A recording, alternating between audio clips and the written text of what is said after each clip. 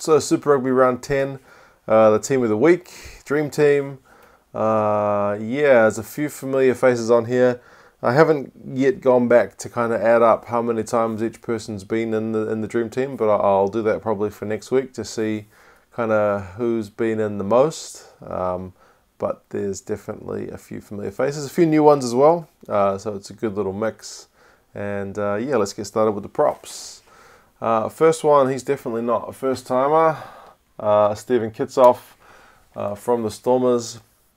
So despite the fact that they lost, he still played for over an hour, as he seems to be doing recently when he starts. 11 runs, 17 metres, 2 defenders beaten, 9 out of 10 tackles.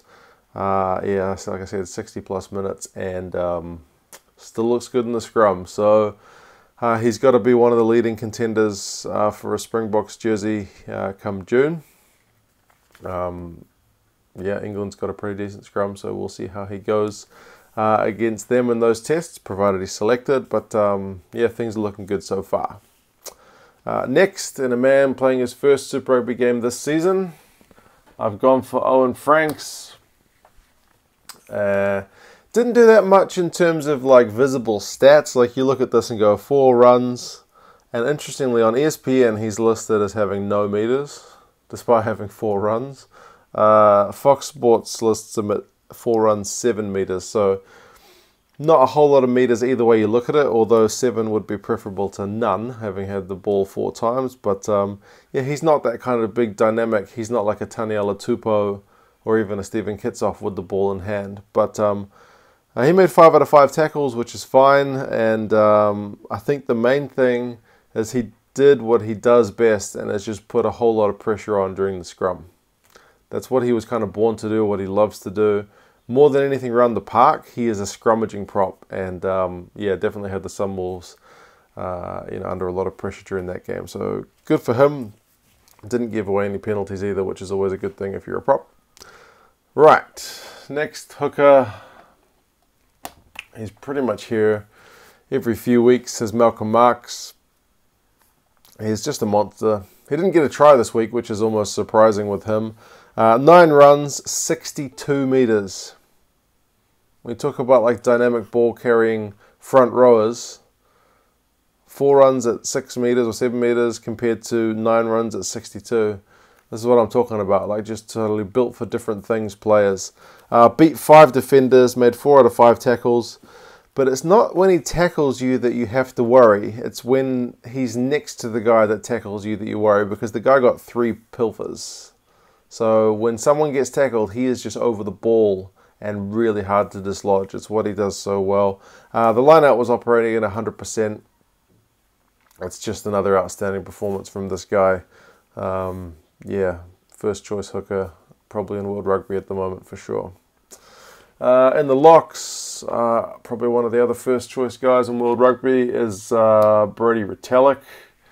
So he had 6 runs, 12 meters, scored a try, 13 out of 14 tackles, line out take. It's just like another day at the office for Brodie Retallick. He's just always there. Surprised he didn't get any pilfers this week, because he does that so well. It's just kind of what makes him the special player that he is. It's just his all-round skill set. He's not just limited to kind of one area. Another, I think, from last week is Guido Petti from the Jaguares. So 7 line-out takes, 2 line-out steals, only a few runs with a few meters, but also 12 out of 12 tackles. Yeah, he's had a good last couple of weeks, so he's enjoying Australia for sure. I've dropped down next person on the floor. That is a loose forwards. I've gone with Jean-Luc Dupria. It's not his first time here either, from memory. 8 runs, 8 passes, so he's kind of keeping it varied in his ball carrying. 15 meters, 4 defenders beaten, 14 out of 15 tackles, scored a try, 5 offloads, and took a line-out take. So, like, talk about your all-around game. He runs, he passes, he tackles, he offloads, he takes the line-out, he beats defenders. It's just a bit of everything. Like, what doesn't the guy do? Didn't give away any penalties.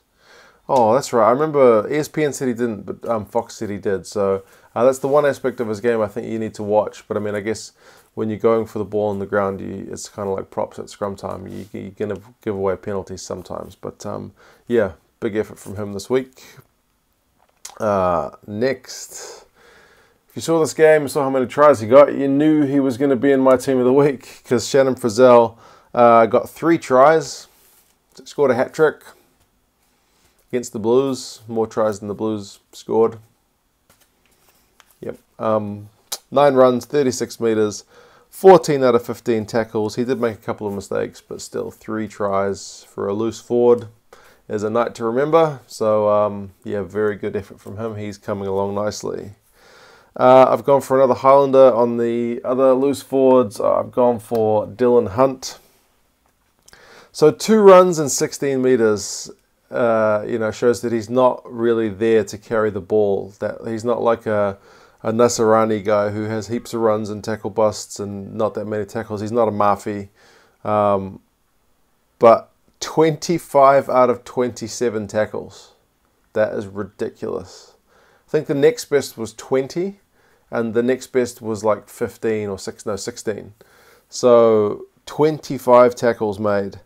Didn't give away a penalty, did force a turnover, so he was just the work rate machine, tackling and tackling and tackling and tackling. Like in the Brumbies game, they were talking about Pocock. I think he got like 14. This guy had 25. It's ridiculous. Yes. Next, against the Blues, of course. Scrum half, another guy who played the Blues. I've gone with Kane Hamilton. So he was called in to replace Aaron Smith, who was being arrested because basically you don't need to play your top guns when you play the Blues.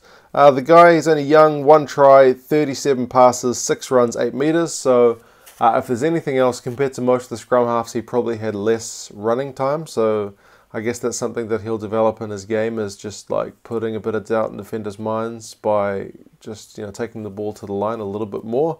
But still, he got a try, so that's a run.